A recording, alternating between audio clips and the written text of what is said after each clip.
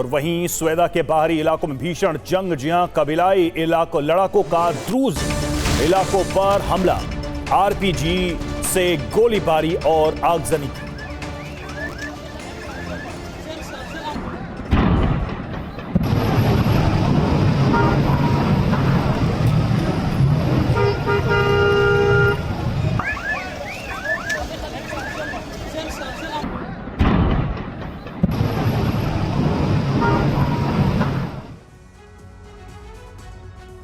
Syria 13 जुलाई से जंग में झुलस रहा है। 17 जुलाई को सुपर प्राइम टाइम में हमने दर्शकों को बताया था कि सीरिया के अंदर जनजातीय यानी कबीलों की जंग शुरू हो सकती है।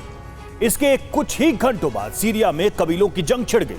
स्वेदा से उठी चिंगारी अब उत्तरी और दक्षिणी सीरिया तक फैल चुकी है। स्वेदा की जंग दिखने में त्रिकोणीय नजर आ रही है, लेकिन इसका असर पूरे अरब में हो सकता है, क्योंकि अरब में कबीलों ने इजराइल के खिलाफ जंग छेड़ने की कसम खा ली है, जिसकी शुरुआत सीरिया के स्वेदा से शुरू हो चुकी है। देखिए सीरिया की जंग किस दिशा में बढ़ रही है और इसके परिणाम क्या हो सकते हैं।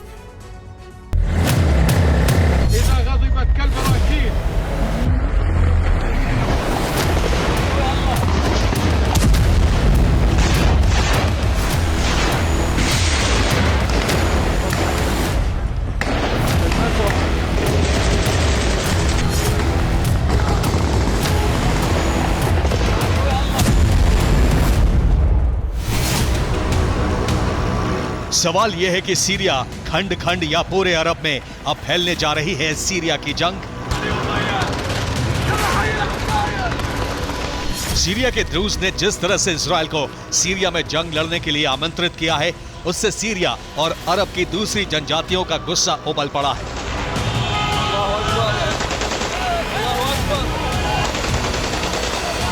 सीरिया का स्वेदा शहर जंग का केंद्र बन चुका है और सीरिया के अलग अलग इलाकों से अलग अलग कबीलों के लोग स्वेदा में जंग लड़ने पहुंच रहे हैं।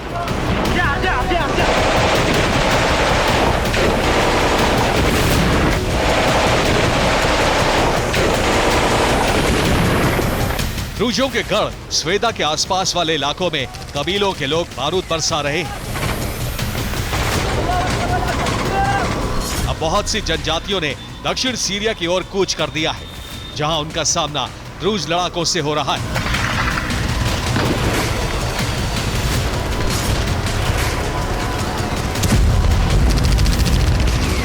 स्वेदा में कबीलाई लड़ाके आरपीजी से फायर कर रहे हैं, गोलियां बरसाई जा रही हैं। ये जंग अब द्रूज इजराइल बनाम सीरियाई कबीलों की हो गई है।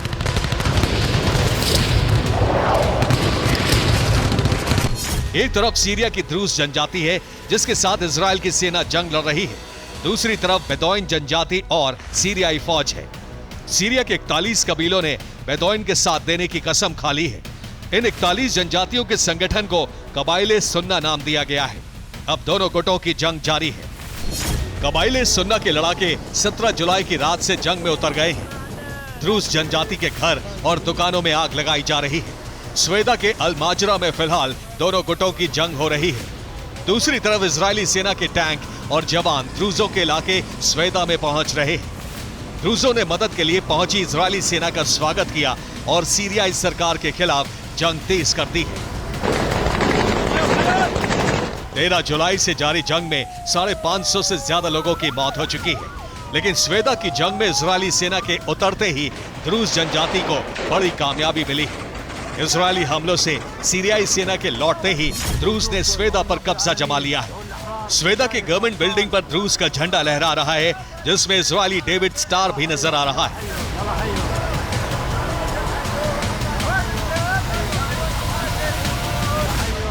और सीरिया का स्वेदा द्रूज जनजाति का सबसे बड़ा शहर है। बेदौइन जनजाति यहां दूसरे नंबर पर आती है। 13 जुलाई को स्वेदा में द्रूज और बेदौइन की जंग शुरू हुई। बेदौइन जनजाति के साथ सीरिया की सेना ने भी द्रूज के खिलाफ हमले शुरू कर दिए। इससे द्रूज स्वेदा से हटने के लिए मजबूर हो गए। इजराइल से मदद की अपील की गई और इसके बाद 14 जुलाई की रात से इजराइल ने स्वेदा में सीरियाई सेना के टैंकों पर हमले शुरू कर दिए। द्रूज को इजराइल की मदद मिलने के बाद सीरियाई सेना कमजोर पड़ गई और स्वेदा से लौट गई। इसके साथ ही बेदौइन इलाकों को भी पीछे हटना पड़ा। 17 जुलाई के दिन ढलने तक स्वेदा पर द्रूज ने कब्जा जमा लिया और गवर्नरेट की इमारत पर अपना झंडा लहरा दिया।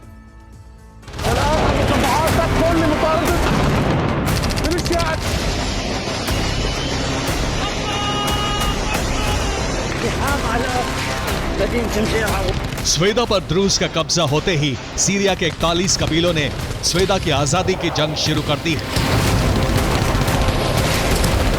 41 कबीलों के शेखों ने एक मीटिंग के दौरान जिहाद का ऐलान कर दिया है। कबाइले सुन्ना संगठन के 41 कबीलों ने एक बैठक बुलाई। इस बैठक में स्वेदा को आजाद कराने की कसम खाई गई। 41 कबीलों ने शपथ ली है कि वो तब तक कहवा नहीं पिएंगे जब तक स्वेदा को आजाद ना करा लें और सीरिया का एकीकरण ना कर लें। जिहाद का ऐलान हो चुका है। इसमें वो सभी कबीले शामिल हो गए हैं जो इजराइल और द्रूज जनजाति के खिलाफ हैं।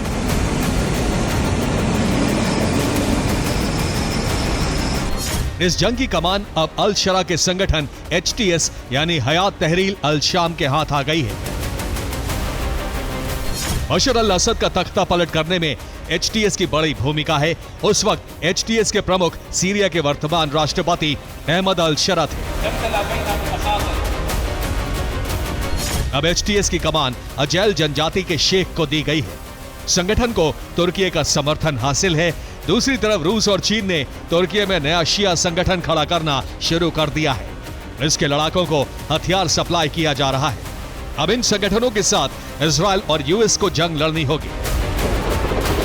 सीरिया एक लंबे युद्ध में फंस चुका है जो सिर्फ सीरिया तक सीमित नहीं रहने वाला है, लेकिन इसका सबसे ज्यादा असर सीरिया पर ही पड़ेगा। कबीलों की जंग से सीरिया के टुकड़े टुकड़े हो सकते हैं, क्योंकि सत्ता और धन के लालच में कबीले अपने अपने इलाके में अपना शासन स्थापित कर सकते हैं। इन कबीलों की जंग के कारण सीरिया में लंबा गृह युद्ध चल सकता है। जंग के हालात का फायदा उठाकर इंटरनेशनल पावर्स IS जैसे नए संगठन को खड़ा कर सकती है। इसके अलावा यह हो सकता है कि सीरिया के बड़े इलाके पर इजराइल कब्जा कर ले। जंग नहीं रुकने की सूरत में लेबनान की तरह सीरिया में भी UN सेनाएं लगाई जा सकती हैं। नई सरकार के कुछ महीने पूरे होने के बाद ही सीरिया एक नई जंग में उलझ चुका है। इसका प्रायोजक इजराइल को माना जा रहा है, क्योंकि इजराइल को अपना ग्रेटर इजराइल का मिशन पूरा करना है। इसीलिए द्रूज रक्षा के नाम पर सीरिया में आंतरिक अस्थिरता को बढ़ावा दिया जा रहा है।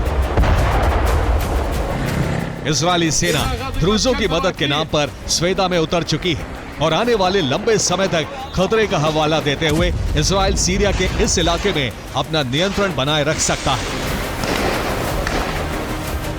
Bureau report TV9 Bharatvarsh.